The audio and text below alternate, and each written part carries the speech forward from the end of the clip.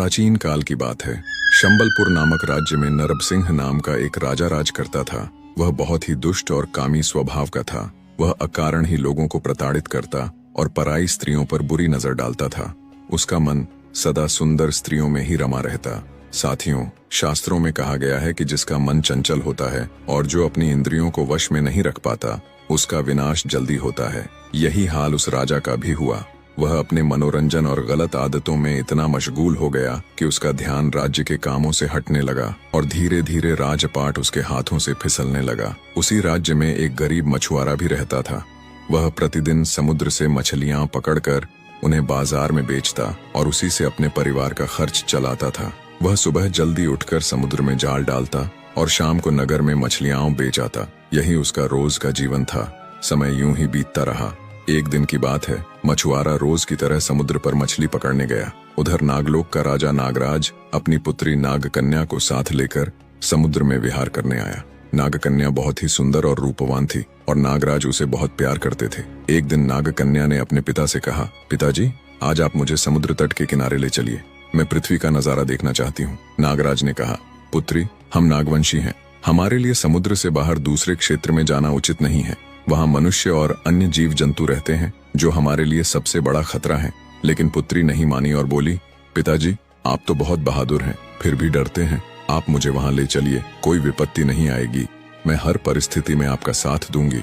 पुत्री की जिद देखकर नागराज ने उसे समुद्र तट के किनारे घुमाने का निश्चय किया। दोनों ने अपना रूप बदलकर साधारण नाग और नागिन का रूप धारण किया और समुद्र किनारे घूमने लगे। उधर उसी समय मछुआरा भी समुद्र तट पर पहुंच गया और उसने जाल डाला। पहली बार उसका जाल खाली लौटा। मछुआरे ने सोचा, लगता है आज किस्मत खराब है। अगर आज मछलियां न मिली तो घर में सभी भूखे रहेंगे। मेरे माता पिता भी भूख कैसे सहेंगे। लेकिन उसने हिम्मत नहीं हारी और दूसरी बार जाल डाला। इस बार भी केवल कुछ कंकड़ पत्थर ही मिले।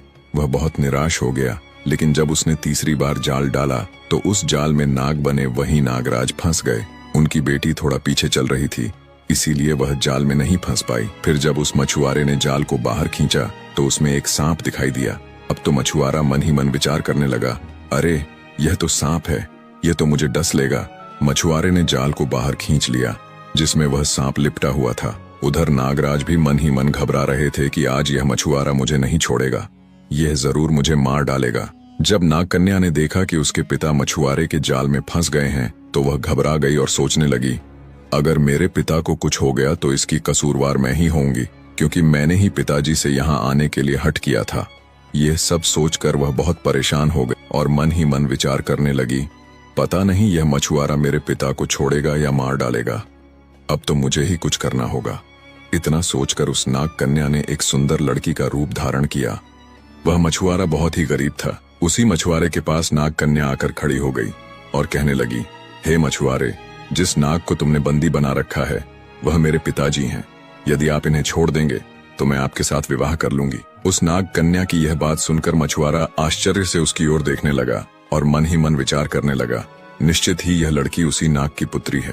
यह तो अत्यंत ही सुंदर और रूपवान है और अपने पिता को छुड़ाने के बदले में मुझसे विवाह करने के लिए तैयार है। ऐसी सुंदर पत्नी तो मुझे 7 जन्मों में भी नहीं मिलेगी। अगर इस लड़की से मेरा विवाह हो जाएगा तो जीवन सफल हो जाएगा। फिर मछुआरे ने नागकन्या से कहा, मैं तुम पर कैसे विश्वास कर लूं कि ये वास्तव में तुम्हारे पिता हैं और इन्हें छोड़ने के बाद तुम मुझसे विवाह कर लोगी। तभी जाल में फंसे हुए नागराज ने कहा, बेटा, इस बात का आश्वासन मैं देता हूँ कि अगर तुमने मुझे मुक्त कर दिया तो इसी क्षण अपनी बेटी का विवाह तुम्हारे साथ कर दूंगा। यह सुनकर मछुआरे को विश्वास हो गया और उसने नागराज को जाल से मुक्त कर दिया। नागराज मुक्त होते ही अपने असली रूप में प्रकट हुए और बोले, बेटा, आज तुमने मुझे अपने जाल से मुक्त कर बहुत बड़ा उपकार किया है, इसलिए अपने वायदे के अनुसार मैं तुम्हारा विवाह अपनी पुत्री से यहीं समुद्र तट पर वैदिक रीति रिवाज से संपन्न कराता हूँ। फिर नागराज ने वैदिक मंत्रों के साथ नागकन्या का विवाह मछुआरे से करा दिया और उसके साथ अपनी बेटी को विदा कर दिया। मछुआरा इतनी सुंदर पत्नी पाकर बड़ा प्रसन्न हुआ और उसे लेकर अपनी झोपड़ी में लौट आया। झोपड़ी में आने के बाद नागकन्या ने देखा कि उसका पति अत्यंत गरीब है और एक छोटी सी झोपड़ी में रहता है। लेकिन यह सब देखकर भी उसके मन में अपने पति के प्रति कोई घृणा नहीं आई। दोस्तों, मैं आपको बता दूं, अगर यही बात आज के समय की किसी स्त्री के साथ होती तो वह शायद अपने पति को कोसती और कहती, मेरे तो भाग्य ही फूट गए हैं इस गरीब के साथ। लेकिन नाग कन्या ने ऐसा बिल्कुल नहीं किया। वह सच्ची पत्नी की तरह अपने पति के साथ उस झोपड़ी में रहने लगी। उधर मछुआरे ने नाग कन्या से पूछा, हे देवी, हमारे पास तो भोजन तक नहीं है। तुमने मुझसे विवाह तो कर लिया, पर क्या तुम इस झोपड़ी में मेरे साथ सुखी रह पाओगी? तब नाग कन्या ने उत्तर दिया, हे स्वामी, आप मेरे पति हैं। मैंने आपके साथ विवाह किया है। मेरे पिता ने स्वयं अपने हाथों से मेरा कन्यादान किया है। अब आपका हर तरह से सहयोग करना मेरा पत्नी धर्म है। आप जहां जो काम करेंगे, मैं उसमें आपकी सहायता अवश्य करूंगी। आपको कभी किसी मुसीबत में अकेला नहीं छोड़ूंगी। इस प्रकार वे दोनों झोपड़ी में रहने लगे। मछुआरे का प्रतिदिन का काम वही था। सुबह उठकर समुद्र तट पर जाना, मछलियां पकड़ना और नगर में बेचना। एक दिन की बात है, राजा नरभा सिंह का एक सैनिक नगर में विहार करने के लिए अपने घोड़े पर सवार होकर जा रहा था। तभी उसकी नजर मछुआरे की झोपड़ी पर पड़ी। उसने देखा कि झोपड़ी के अंदर एक अत्यंत सुंदर स्त्री बैठी है। उसे देखकर सैनिक हैरान रह गया और मन ही मन सोचने लगा, इतनी सुंदर स्त्री तो मैंने जीवन में कभी नहीं देखी। यहाँ तक कि महारानी भी इतनी सुंदर नहीं है जितनी यह स्त्री है। सैनिक ने सोचा, मुझे यह समाचार महाराज को देना चाहिए। वह प्रसन्न होकर मुझे बहुत सारा धन देंगे। यह सोचकर सैनिक महल की ओर लौट गया और राजा नरभसिंह के पास पहुंचकर बोला, हे महाराज, हमारे राज्य में जो मछुआरा है उसकी पत्नी इतनी सुंदर है कि आपकी जितनी भी रानियां हैं वे सब उसकी सुंदरता के सामने फीकी लगती हैं। उसकी सुंदरता को देखकर ऐसा प्रतीत हो रहा था मानो वह देवलोक की कोई अप्सरा हो। उसके चेहरे पर चंद्रमा के समान तेज चमक रहा था। उसकी आंखें कमल की पंखुड़ियों जैसी थीं। उसकी सुंदरता की जितनी प्रशंसा करूं उतनी कम है। यदि आप उसे एक बार देख लें तो आपकी भी नींद उड़ जाएगी। मैं स्वयं हैरान हूं कि इतनी सुंदर स्त्री उस गरीब मछुआरे को कैसे मिल गई। और बोला, महाराज, जिस स्त्री से इस महल की शोभा बढ़नी चाहिए वह एक गरीब की झोपड़ी में रह रही है। सैनिक की बातें सुनकर राजा नरभ सिंह ने कहा, मुझे कैसे विश्वास होगा कि मछुआरे के घर में वास्तव में इतनी सुंदर पत्नी है। तब सैनिक ने उत्तर दिया, हे महाराज, आप स्वयं चलकर देख लीजिए। सैनिक की बात मानकर राजा अपने रथ पर सवार होकर मछुआरे की झोपड़ी की ओर निकल पड़े।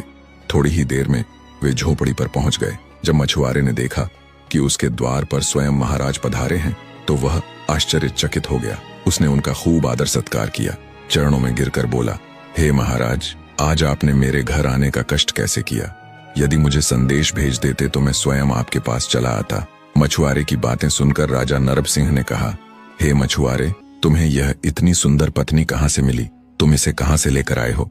यह तो किसी राजा की रानी प्रतीत होती है। राजा की बात सुनकर मछुआरे ने सारा वृतांत सुनाया और कहा, हे महाराज, इसका विवाह समुद्र तट पर मुझसे वैदिक रीति रिवाज से हुआ है। अब यह मेरी पत्नी है।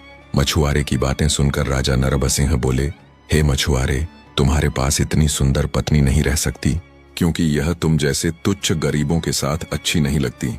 राज्य में केवल राजा को ही यह अधिकार है कि वह सबसे सुंदर पत्नी रखे। इसीलिए तुम्हारी यह पत्नी राजमहल जाएगी और हमारी रानी बनकर रहेगी। राजा की यह बात सुनकर मछुआरा क्रोधित हो उठा, लेकिन उस दुष्ट राजा का वह क्या बिगाड़ सकता था। वह असहाय और उदास होकर बोला, हे महाराज, यह तो आप अनर्थ कर रहे हैं।